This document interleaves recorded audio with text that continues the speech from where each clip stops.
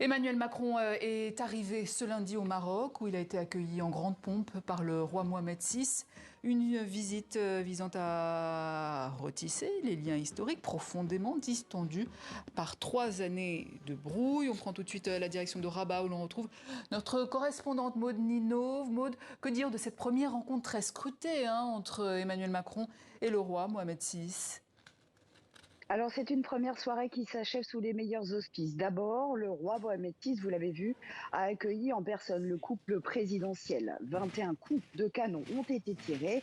C'est une marque de respect, c'est un symbole diplomatique fort et c'est l'objectif. C'est la réconciliation, c'est une nouvelle page qui se tourne, un nouveau chapitre, dit-on ici.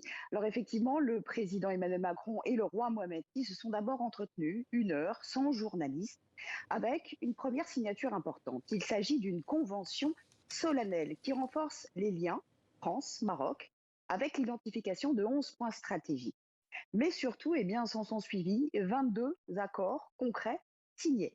Alors, il s'agit notamment du transport, notamment ferroviaire, avec le géant français Alstom. On parle aussi d'énergie avec la filière marocaine hydrogène verte et Total Énergie.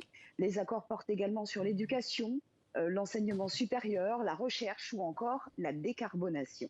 Alors pour demain matin, c'est une matinée politique qui attend Emmanuel Macron.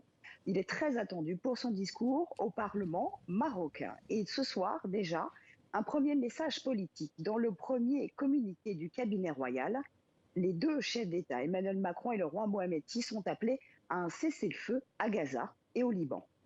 Maude Nino en direct de Rabat, merci pour toutes ces précisions.